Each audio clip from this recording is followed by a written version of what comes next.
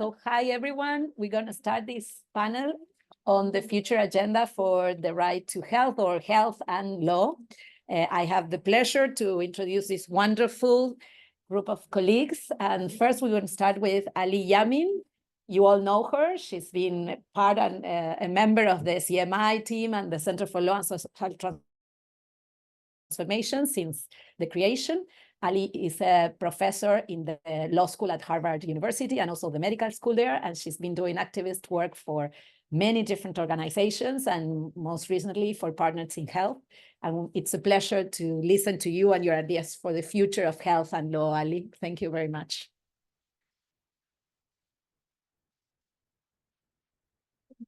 Can everybody hear me? Thanks very much, Pao. And I am going to use just a few slides. Yeah, but I think we'll take your microphone.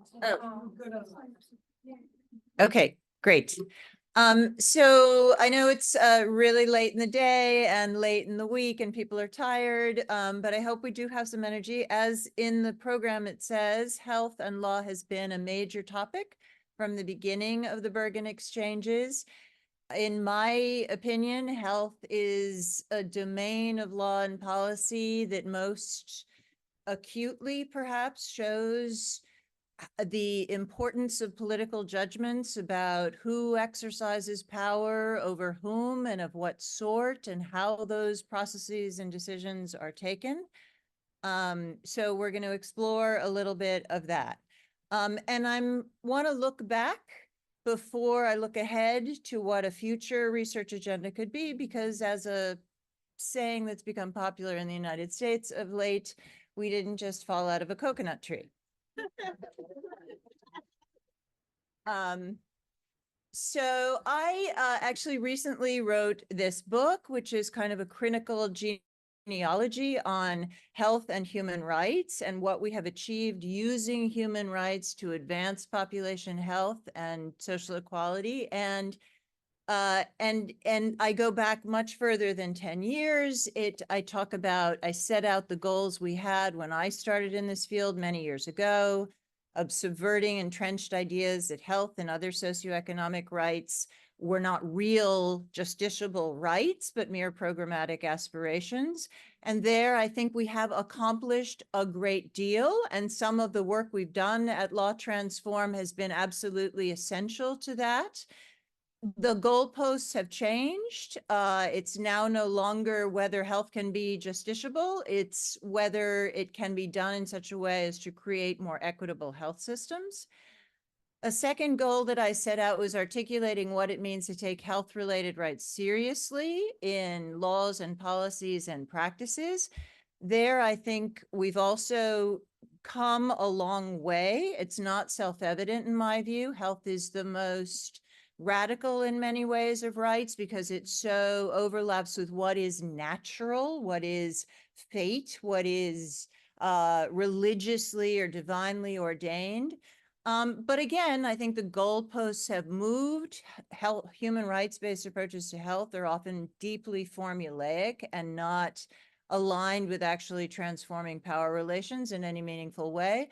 And the third goal I set out in the book was demonstrating that using human rights could meaningfully make progress towards social justice in national and global orders.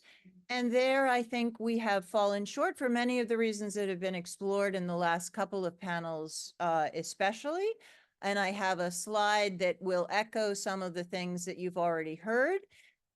Inequality within countries has expanded exponentially over the years since the late 1970s, early 1980s with the introduction of neoliberalism. This has happened around the world. And not only has inequality expanded, but also private wealth, private capital has grown incredibly, while public capital has not or has declined. And it is public capital that is used for delivering on economic and social rights, including health and health systems. So public capital is what we need to to provide health coverage, to provide free education, to build infrastructures, et cetera. Private capital increasingly redounds to the benefit of the Bill Gateses and the Elon Musks, et cetera, et cetera. And that extreme concentration of economic power, which was already discussed in various panels, deforms political systems, as we've seen around the world. It deforms our political imaginations of what is possible. It changes the idea that the private sector is always best at delivering services, including health services, which I think we'll talk about a little bit more. So this and this idea of scarcity comes from not seeing where the money has gone, right? The idea that we're always under this shackle of scarcity. There's more money in the world today than there has ever been, but it is not in the hands of the state to be used on social endowments. If you look globally, the situation is even bleaker. Where the global south is actually a creditor to the global north. The drain from the global south to the global north far exceeds what we give in international assistance and cooperation for many, many reasons, right? For illicit financial transfers, pricing, transfer pricing and the pricing of labor, debt, obviously debt servicing, intellectual property is a massive wealth transfer from the global south to the global north. So a huge amount of wealth being sucked out of the poorest countries that make it impossible to meet the Sustainable Development Goals, build robust, sustainable, comprehensive health systems, et cetera. So all of this has happened because of law.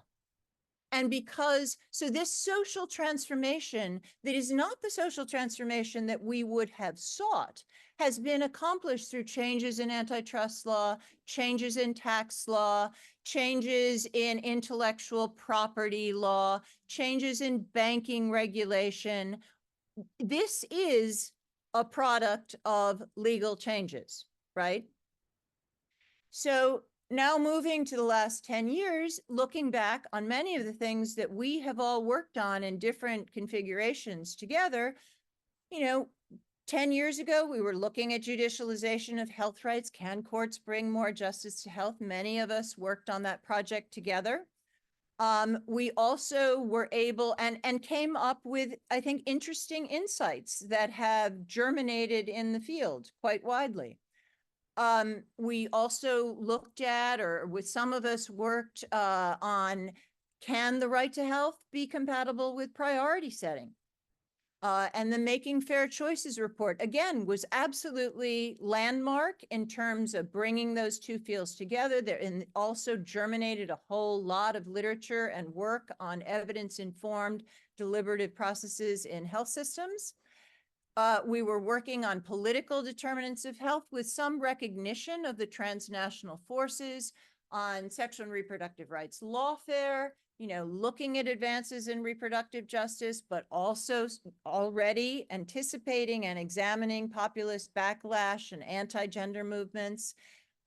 We didn't do so much of this here, but in the 2010s, there was increased attention to global health law, largely because of SARS, and global health security, which then, of course, absolutely took off during the pandemic. And now we have amendments to the IHR, and we will have a future pandemic accord. There was increasing attention to building standards around the right to healthy environments and water. There were beginning to be declarations. This was the time of the Paris Accords. There was a declaration from the Human Rights Council and then from the General Assembly. So there was beginning to be that attention in the kind of scholarly work here and elsewhere. And this is somewhat idiosyncratic because these are things that I was working on in the 2010s. The advent of biotechnologies in human rights, CRISPR, germline gene editing, for example, and looking at development paradigms and human rights and health. right? The Millennium Development Goals, which had departed so dramatically from the transsectoral conferences and paradigms of the 1990s, what they had done and whether they really were the success that they claimed to be, or whether they had actually deformed governance in many ways in global health.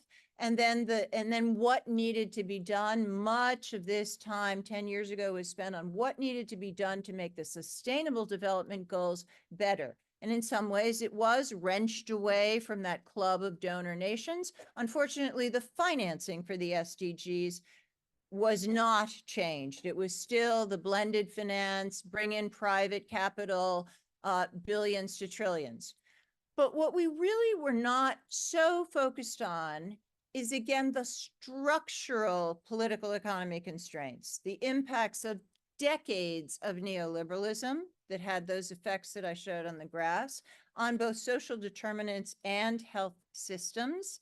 So hollowing out formal labor markets and informalization of labor, the gendered effects on care economies, for example, and health systems, right? Making packages smaller that are guaranteed, targeting the needy instead of universal systems, public sector wage caps, all of those things. The extreme influence of private actors in global health and global health governance. By the time the pandemic hit, the Gates Foundation was the second largest donor to the World Health Organization, and transnational corporations exert an unbelievable influence on the governance of global health. And so that leads me to international governance, really unfit for purpose. This was a time when people were skeptical, when, we saw tremendous migration crises, as was just discussed. The people who were migrants and not in their nationalities could have been the 23rd most populous country in the world 10 years ago. Climate change, of course, was much faster than our scholarly work was keeping up with. Post 2008, when we had the financial crisis, you would have thought that there would have been a reset. As Malcolm said, crises lead to changes. That didn't happen. The IMF doubled down on austerity. And there is a lot of data out there that austerity breeds populism. So there's no surprise that after 2008 and after the debt imposed on most of the world, that were by then not in control of their own monetary policies, you see a growth in populist governments, right? Accelerated financialization. Malcolm talked about this thing about R over G. It's really the rate of return on investment exceeding growth in wages. You can never make up that difference. So financialization puts inequality, wealth inequalities, income inequalities on steroids. And we've seen that expand over the last few years. So what's the agenda for the future that I see? I personally think that it's maybe not as sexy and as fun as looking at constitutional law and human rights all the time. But I, for example, have spent the last year doing the ant-like work of trying to get the New York State legislature to change some of its laws to reformulate how sovereign debt is restructured. Over half of sovereign debt bonds have New York State as a jurisdiction. That has given me an appreciation for how there are so many congeries of rules that we're not even considering, that actually shape the possibilities for whether people get to have the resources to fund their health systems. So health and democracy as a big overarching umbrella topic. Health systems are core social institutions. And when they're differentially accessible when they're differentially accessible between countries or within countries, that has democratic implications. And you see that all over. You see the issues in Mexico, in the Mexican health reform. You see that in the Colombian attempts to have health reform. You see that really I mean, in the United States too. Climate and health, obviously the intersection. I think there's some people that are working on that, but not nearly enough people working at the intersection of climate and health and on what is going to need to be a much greater focus on adaptation and mitigation. And here I want to highlight that one of my brilliant affiliated researchers at Harvard Law School, Talia, has taught me a lot already about this subject. I think there are still issues to focus on in terms of quagmires on the path to transformation. I mean, we all hail, and in the United States, it's like this has just been invented, which is just crazy. You know, dialogical judicial decisions. Yes, that preserves some democratic legitimacy. But if we really looked at the institutional competence, I mean, if you take the biggest, most structural decision on health that's from the Colombian Constitutional Court, and you look at what's happening now with a left of center government that has failed to do health reform for a variety of different reasons, but the decisions by the court are not helpful. I mean, essentially, there are these private insurance companies that are exercising sort of a quasi-governmental function over how health is financed and what priorities are set. And it's not in a progressive way. Plural health systems, especially with indigenous communities and understandings of health. I think some of people have already talked about this. How do we organize health systems in ways that are not so dramatically biomedical, which goes along with neoliberalism which is very tightly linked to neoliberalism, and expand our understandings of health and health systems and allow for different ways of managing them. Migration and health systems, we have very little scholarly study about how to incorporate migrants into health systems, which is going to become an even greater issue as climate change continues, right? How to do that in a normatively acceptable way that is compatible with constitutional and human rights and is sustainable, et cetera. I think that is a huge area of research that we have. Reproductive justice, but not just in the way we have been looking at it.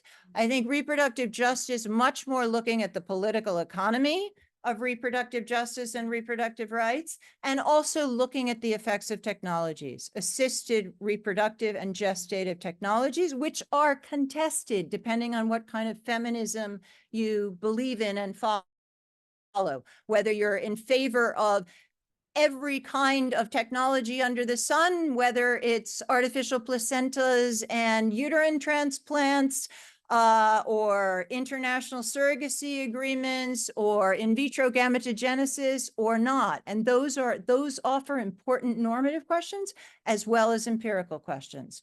Regulation of health technologies more generally, from artificial intelligence, which I'm not going to talk about because we've heard a lot about it, CRISPR on gene editing, lots and lots of bioethical questions as well as legal questions, because CRISPR is not something that stops at the border. Right? Once you do germline gene editing, that's the genie's out of the box. I think there's still work to be done on moving evidence-informed deliberative processes from theory to reality. We talk a lot about the theory. It doesn't work in practice. Why doesn't it work in practice? Right? We kind of know power imbalances, conversation of equals, as Roberto likes to say, that's not happening in health systems on the ground. And then these are some bigger, everything I'm talking about is linked between national and international. But these are some bigger questions about the law as the shaper of political economy of global health. Power, again, of private and transnational actors. Climate health, again, I think There's going to be an agenda on global health law, the IHR amendments and the pandemic accord, the Convention on Biodiversity. I think those things are now being studied in an extremely narrow and siloed way, and largely from a global north perspective, which is not going to produce, at least from my perspective, not going to produce the kind of knowledge that we would like to have about those agreements.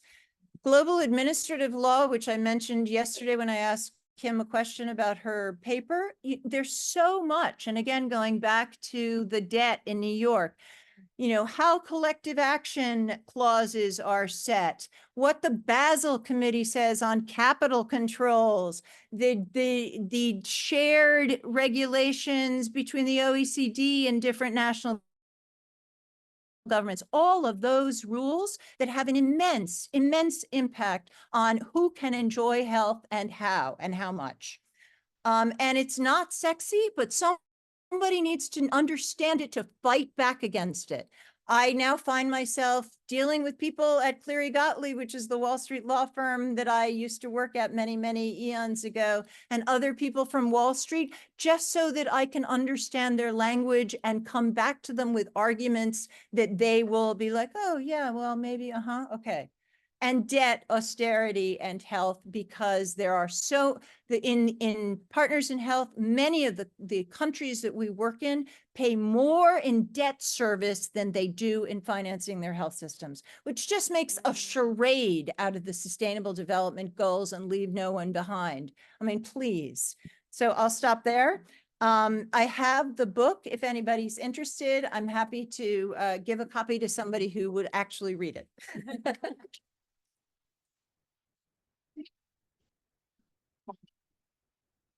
Thank you so much, Ali, for your vision, and once again for sharing all your experience and ideas with all of us. So now we move to the panel of great also colleagues who have experience in the field and in writing and researching on these issues. We will start with Camila Gianella, who's also a member of the family at CMI and a graduate of the PhD program at Bergen, and also a professor now in social sciences at the University at the Pontificia Universidad Católica de Perú, where she's leading different research projects and also always connected to the base of where human rights are being played at. So thank you so much, Camila, and we listen to you. Thank you, Paola. Thank you again. And okay, I am going to tell you a little bit of my research, and I think it's linked with what Alisa say now is, and I think it's an agenda to develop, and it's this idea of privatization of health. So we have been through different types of privatization of healthcare. It's not that you have to make like all the private insurance, but it's also how the public health system is buying from the private actors. And all of that has been doing with through the law. So constitutional changes in the Peruvian case allow to make the hospitals to convert the hospitals, public hospitals on enterprises, so they can buy services outside, and they buy services from the private networks. There are also a lot of developments to allow these contracts to go ahead. And so with this in mind, we know that this is not only the case in Peru. In general, we know that private sector participation in healthcare has been portrayed and promoted as a necessary mechanism to reach universal healthcare.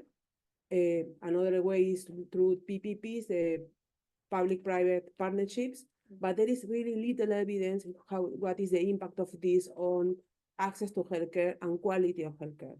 So, and also what you need from the state, like the design of the state capacity to oversee this, the provision of this care. So what I have been doing in the last year in Peru is to try to understand this better, how this has been done, and to study the one case of the PPP in Peru. And we found that, for example, people that has been insured or is covered by the contracts of these PPPs are more expensive than the other ones. So it's inequity there, but yeah, but the companies charge more per person.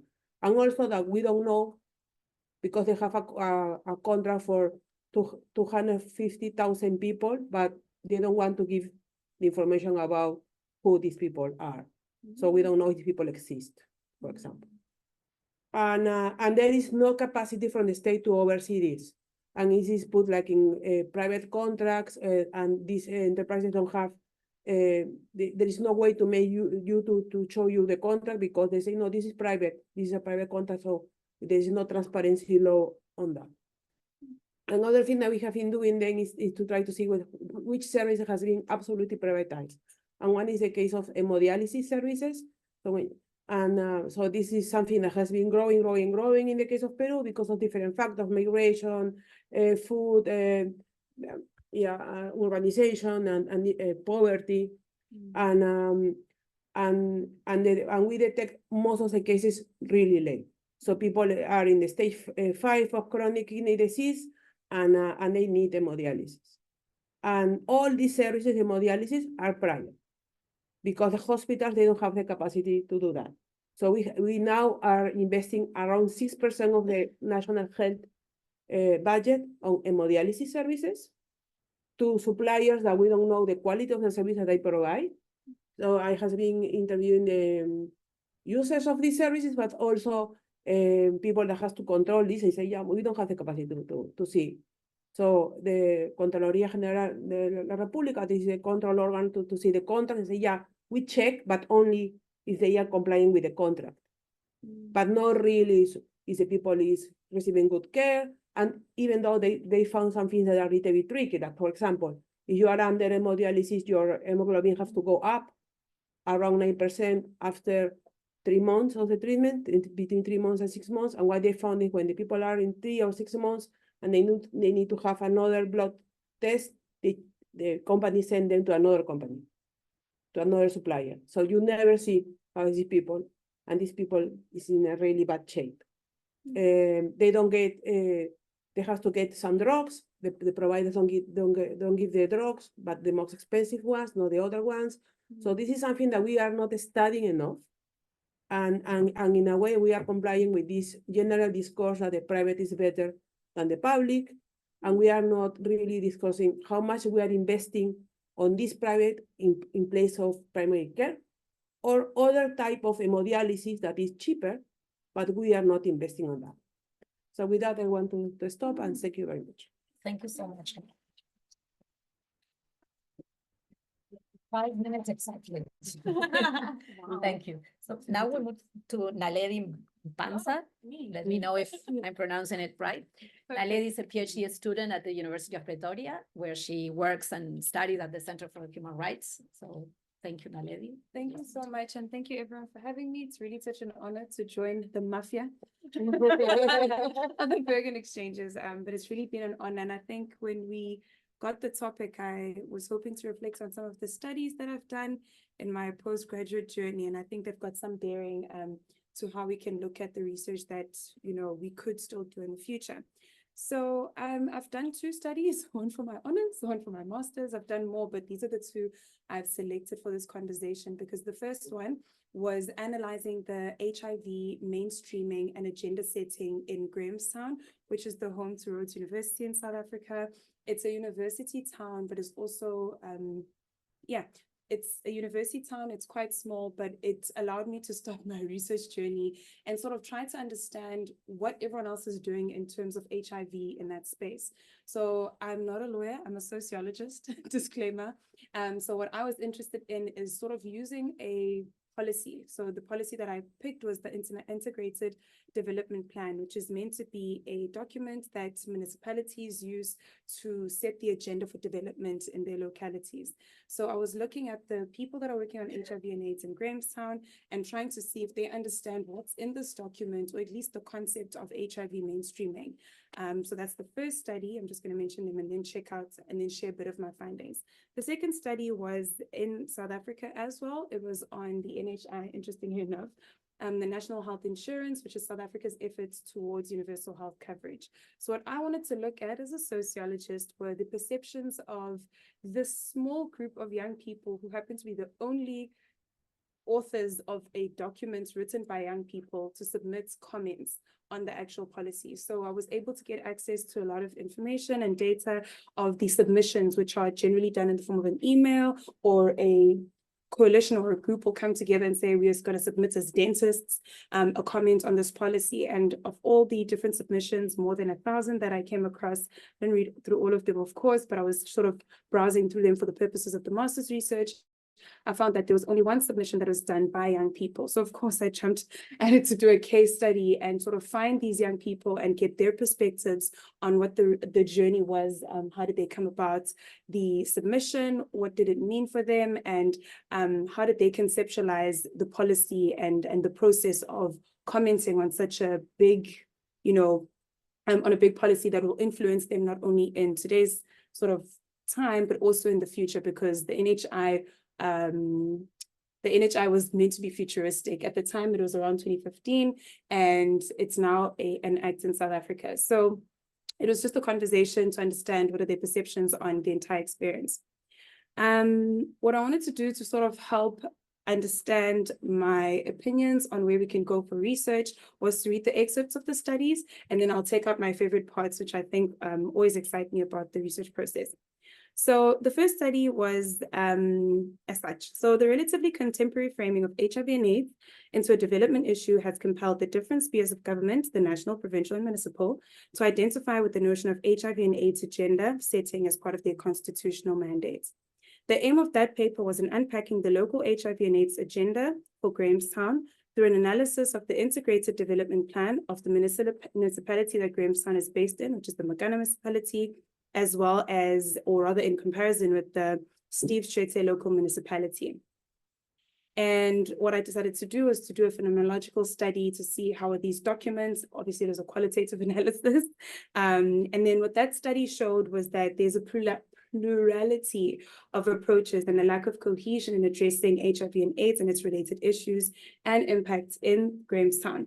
But more importantly, the participants themselves felt that they would contribute in understanding more about the IDP, the Integrated Development Plan, contributing to it and using it as a guide for their advocacy work in HIV and AIDS. So already for me, the reason why I sort of read that part is to highlight the fact that we've got instruments in place. We've got all these beautiful laws and rights and all these constitutional sort of tools, but many of the people who would like to be active in the space of health, for an example, are not aware of them. And I think some of the potential we have is to not only do awareness raising, but also to include people in the processes of developing these documents. So that was the first sort of highlight for me that stood out. I'm going to skip through this part because I realize I need to stick to 5 minutes. And then one of my favorite memories of the study was actually two things. It was one of the students who I interviewed, because it was not only students. I was trying to understand, I think I got about maybe 6 participants who are working actively in the HIV space. One of them was the leader of a law student society called Intuthuko Legal Activism. And what that law society does is to take the constitution, create workshops and conversations, and then integrate or engage with the community on how to understand the right to health and some of the limitations to it and how people can advocate for their own rights. But what she had said to me is people are doing HIV tests with their eyes.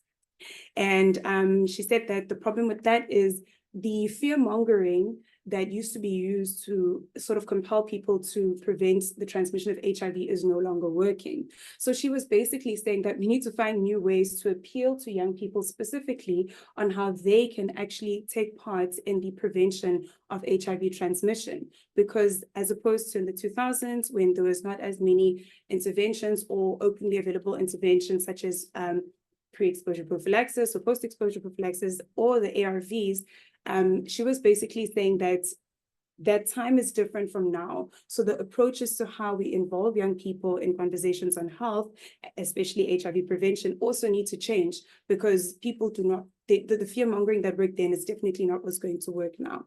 So that was something that stuck out for me, but I always just follow that quote of people are doing HIV tests with their eyes and then having unprotected sex. So yeah, that's the first part. And then the other note I made is that we also need to be aware of the cultural understandings of why people decide to, or rather, I've just gone blank.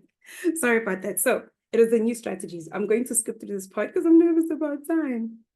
I want to go back to the inclusion of young people in policy. So what I wrote here is we need to include young people at all stages in policy, not just in community engagement to promote said policies, and not just for the purposes of them being recipients under these health systems. And I wanted to read quickly the excerpt of this one.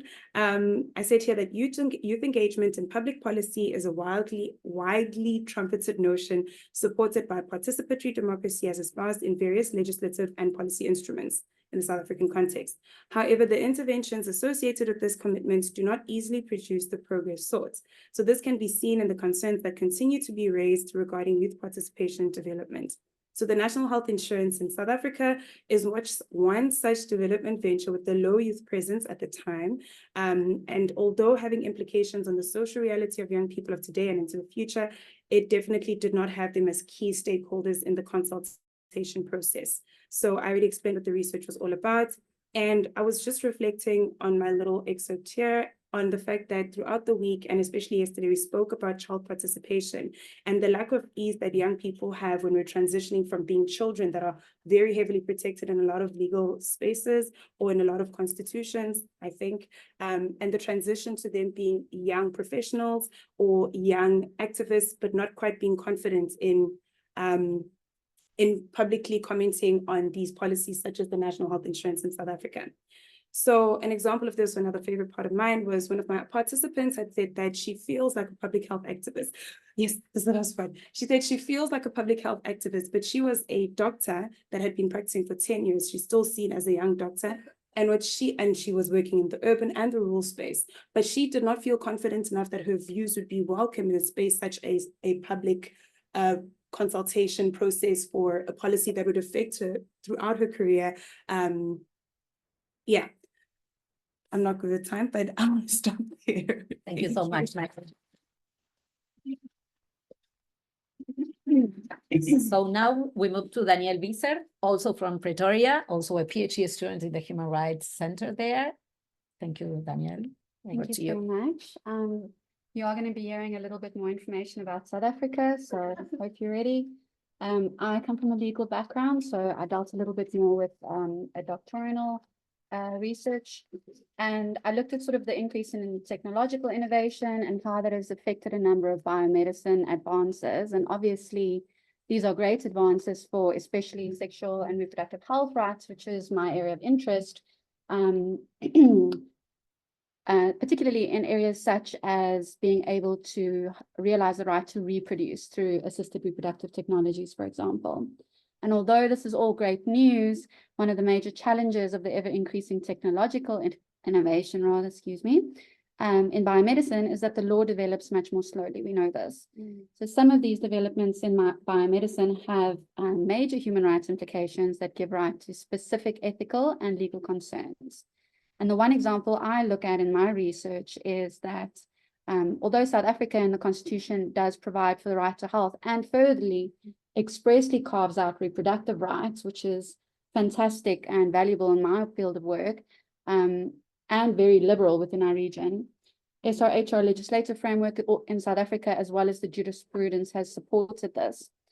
So given the time constraints, I'll look at the one example of how South African courts has adjudicated sexual and reproductive health rights issues, specifically a biomedicine case, and how the ethical and legal implications of this decision are particularly challenging. In 2022, in the surrogacy advisory group case, the regulations which banned non-medical sex selection testing, among others, were declared unconstitutional. Court held that it unjustifiably infringed on a woman's right to reproductive autonomy. The court accordingly held that the sex selection is an entitlement falling within the purview of reproductive autonomy.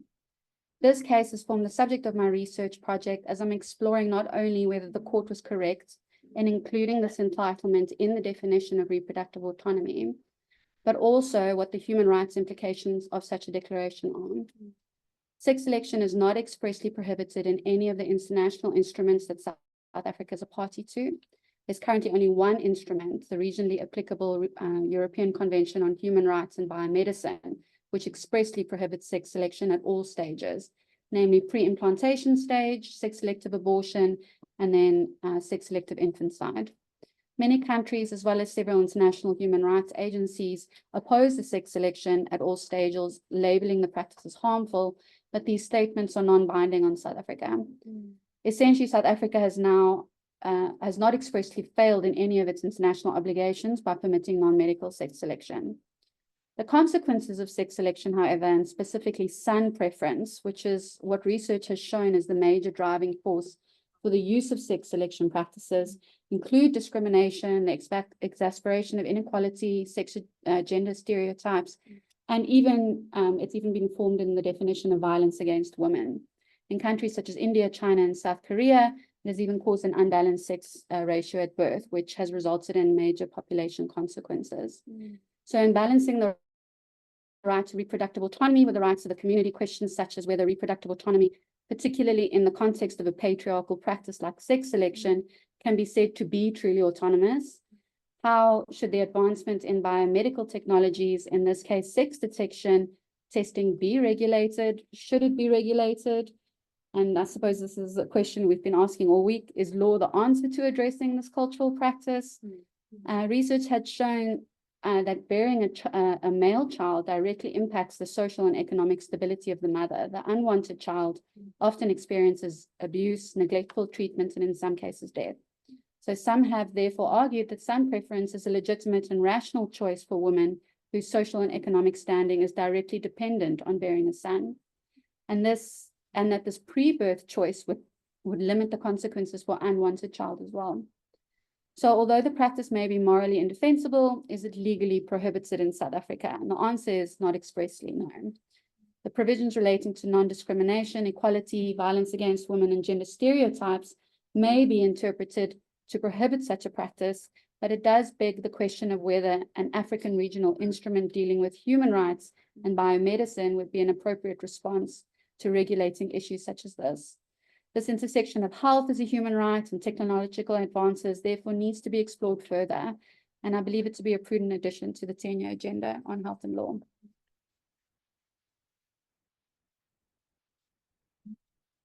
Thank you so much, Danielle. It's been also perfect timing. So great ideas and challenges, and both in terms of the issues, the problems, and also methodological approaches and different perspectives from the Global South and the global, as Alice set up the conversation. I don't know if we now can move to the questions.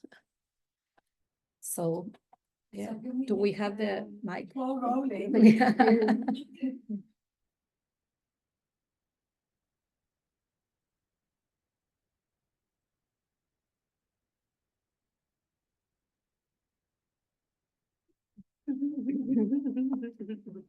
Thank you very much.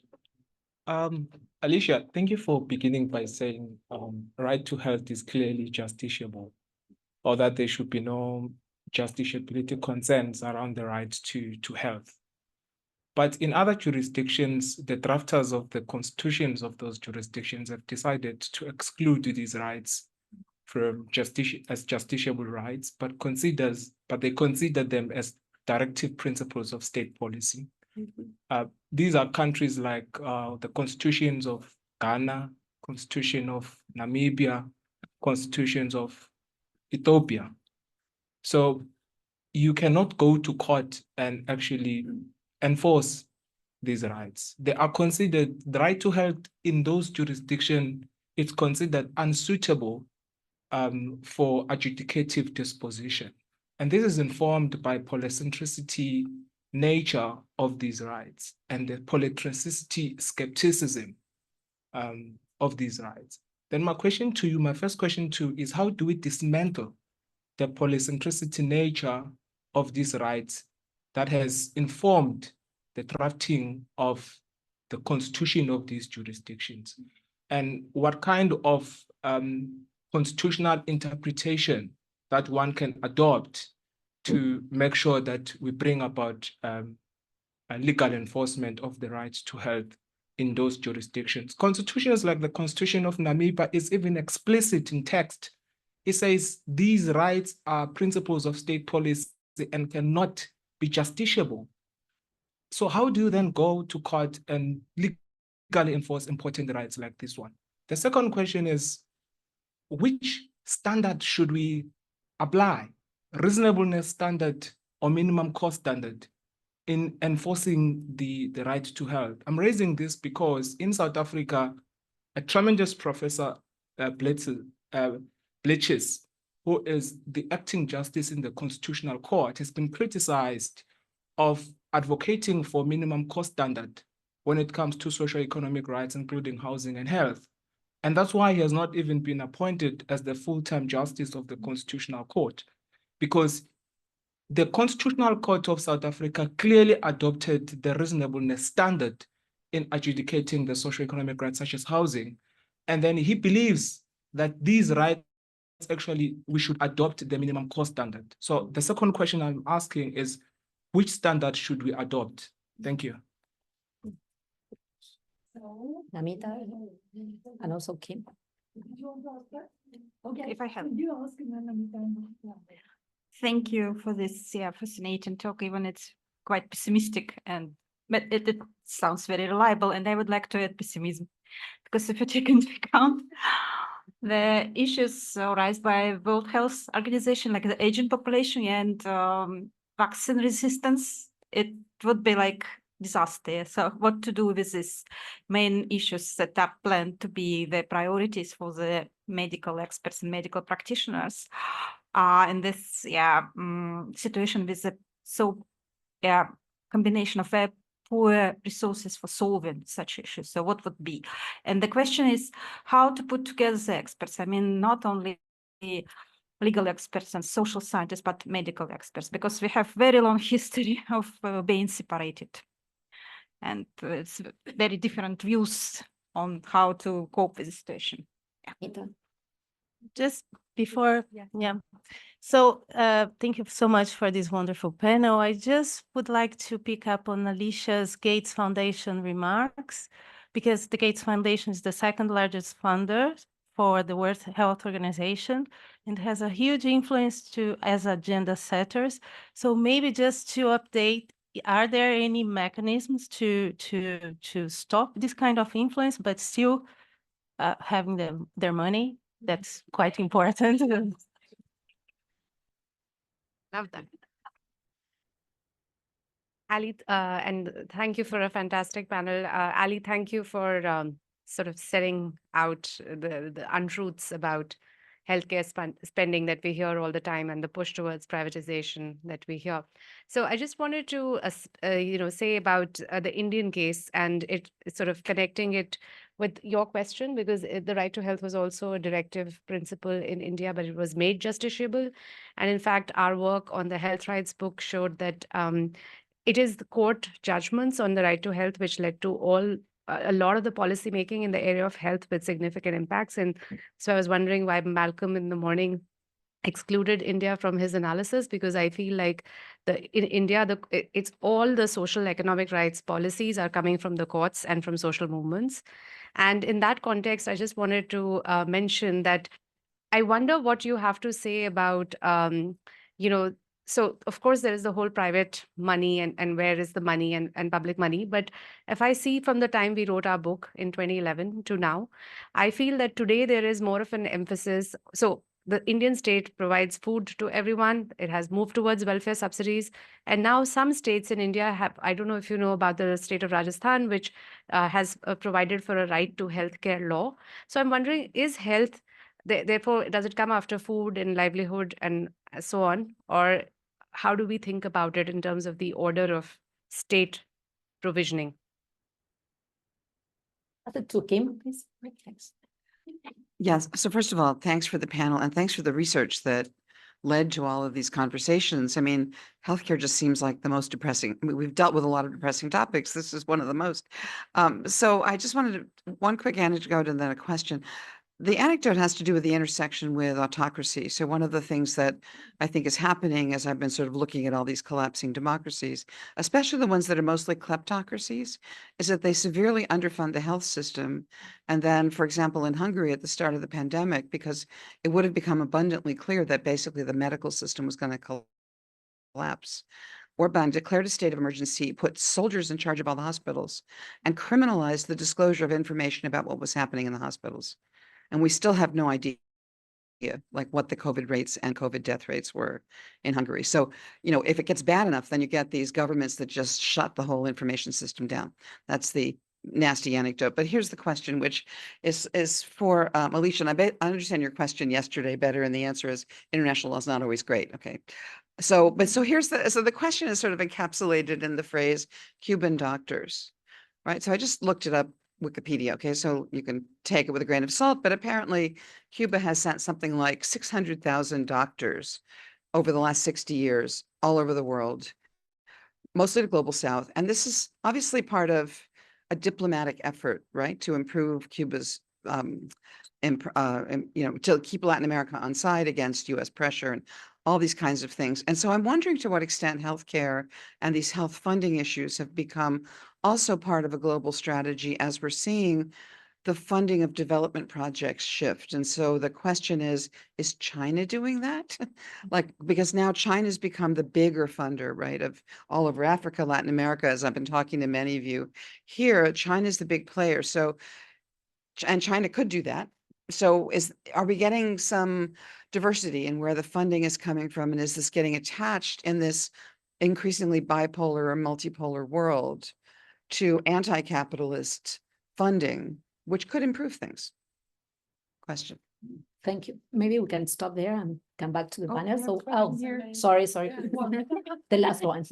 Oh, Talia also is here, so I'll take 30 seconds. Yes. Yes. No answer? Yeah, just to add an anecdote on Kim's to say the Gambia continues to have quite a number of Cuban doctors still.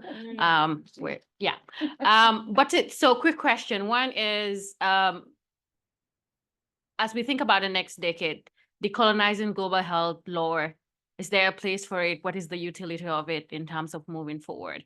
The second one is whether there is room to think beyond how, especially some of the issues that you raised, Alicia, how they are interconnected, right? So thinking about how, for example, in the US with folks that are protesting against Cop City in Atlanta have been charged with RICO charges, perhaps incarcerated, and the effect of that, especially in terms of thinking about that in relation to accessing health services. So thinking beyond just talking about maybe the impact of climate, obviously those are relevant, but how some of these critical challenges and areas that we see intersect quite closely, especially in impacting, obviously, health and law. And I'll hand it over to Talia. Yeah, yes.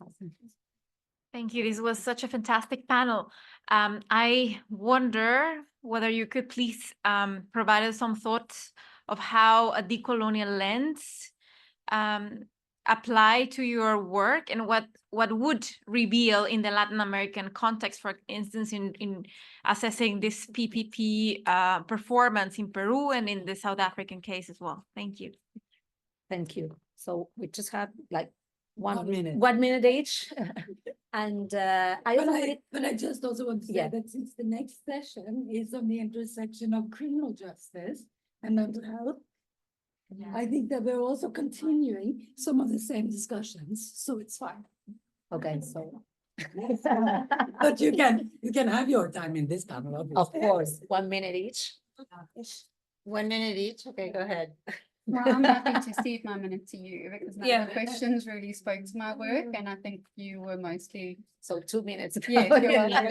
Okay, so super quickly on the right to health as a directive principle.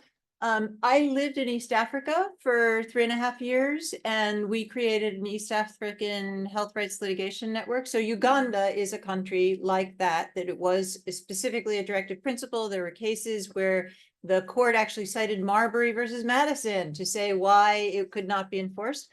Over time, we chipped away at that using a very basic part of the right to health, maternal mortality. And now there is a right to maternal health care in Uganda. And I'm happy to talk to you about more than that, about the legal strategy and the ups and downs and how we went through it.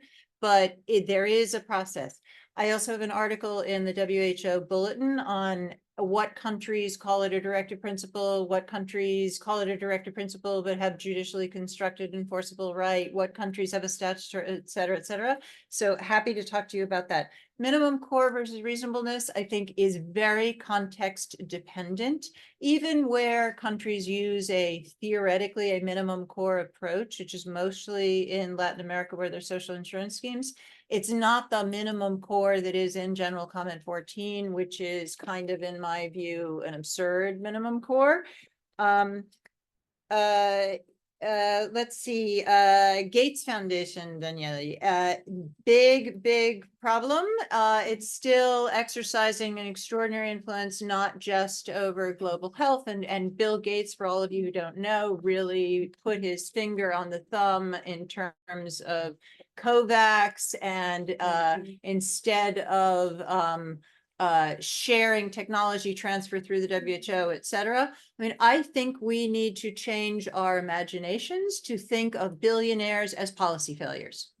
You know, I used to say that a starving child represented a policy failure. Billionaires are policy failures, and we need to expose those. They need to pay taxes. We need to work on taxes. That's another thing we do at PIH.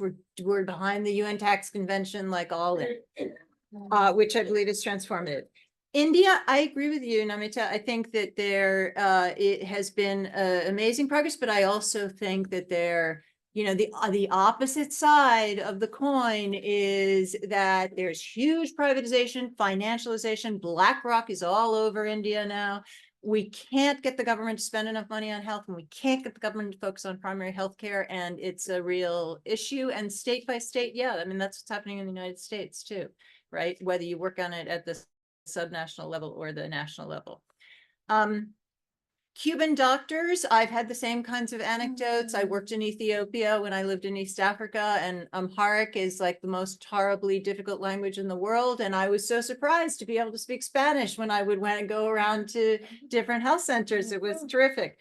China, I don't think, is exerting that influence. China is a huge donor that is, when you don't want to go to the IMF, when you don't want to go to the Paris Club, et cetera, China comes in. It's all over Latin America. It's all over Africa. It exerts an incredible amount of political and economic influence, but in a different way. It's also, of course, during COVID, the Chinese vaccines were not recognized by the WHO, which caused huge geopolitical fallout, but that's another longer story.